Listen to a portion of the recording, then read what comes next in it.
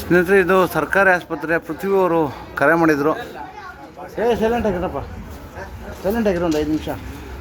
ಈ ಕರೆಂಟು ಒಂದು ಇದರಲ್ಲಿ ಹಾವು ಸೇರಿಕೊಂಡಿದ್ದೆ ಅಂತ ನೋಡೋಣ ಏನಾವು ಅಂತ.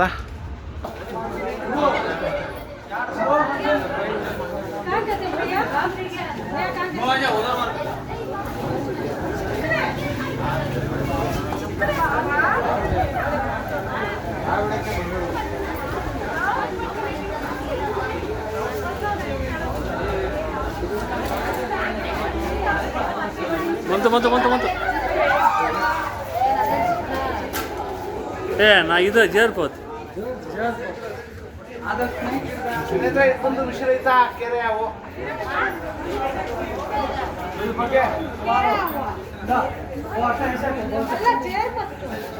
ಇದ್ರ ಬಗ್ಗೆ ಸುಮಾರು ತಪ್ಪು ಕಲ್ಪನೆಗಳಿದೆ.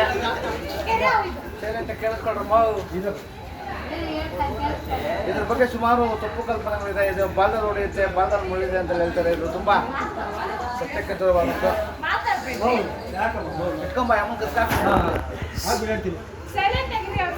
ಹೇಳಿದ್ನಲ್ಲ, ಇದ್ರ ಬಗ್ಗೆ ಸುಮಾರು ತಪ್ಪು ಕಲ್ಪನೆಗಳಿದೆ. ಇದು ಬಾಲ್ದಲ್ಲಿ ಹೊಡೆಯುತ್ತೆ, ಬಾಲ್ದಲ್ಲಿ ಮುಳಿದೆ ಅಂತ ಹೇಳ್ತಾರೆ. ಇದು ತುಂಬಾ ಸತ್ಯಕ್ಕೆ ದೂರವಾದದ್ದು. ಇದು ಅಷ್ಟೇ ಬಲಿಷ್ಠವಾಗಿ ಕಡಿಯುತ್ತೆ. ಕಡಿದ್ರೂ ಸಹ ಮಾನವ ಜೀವಕ್ಕೆ ಅಪಾಯ ಇಲ್ಲ. ನಮ್ಮ ಕನ್ನಡದಲ್ಲಿ ಇದನ್ನ ಕೆರೆ ಅಂತೀವಿ. ನಮ್ಮ ಗ್ರಾಮೀಣ ಭಾಗದಲ್ಲಿ ಇದನ್ನ ಜೇರ್ಪೋತ ಅಂತ ಕರೀತಾರೆ. ನಮ್ಮ ಆಂಗ್ಲ ಭಾಷೆಯಲ್ಲಿ ಇದನ್ನ ಇಂಡಿಯನ್ ರಾಟ್ ಸ್ನೇಕ್ ಅಂತ ಕರಿತೀವಿ. ಅತಿ ಹೆಚ್ಚಾಗಿ ಇಲಿಗಳನ್ನ ತಿಂದು ಜೀವನ ಮಾಡುವಂಥವು. ಮುಖ್ಯವಾಗಿ ಇರೋ ಕಡೆ ನಾಗರಾವು ಮತ್ತು ಕೊಳಕೊಂಡ ಬರಲ್ಲ. ಕಾರಣ ಇಷ್ಟೇ, ಸಾಕಷ್ಟು ಇಲಿ ಮತ್ತು ಕಪ್ಪೆಗಳನ್ನು ಈ ವ್ಯಾಪ್ತಿನಲ್ಲಿ ತಿಂದು ಖಾಲಿ ಮಾಡೋದ್ರಿಂದ ಈ ವ್ಯಾಪ್ತಿಗೆ ಯಾವುದೇ ಕಾರಣಕ್ಕೂ ನಾಗರಾವು ಮತ್ತು ಕೊಳಕೊಂಡ ಬರಲ್ಲ. ದಯವಿಟ್ಟು ಅವುಗಳನ್ನು ಸಂರಕ್ಷಣೆ ಮಾಡಿ, ಪರಿಸರದ ಸಂತನ್ನು ಕಾಪಾಡಿ.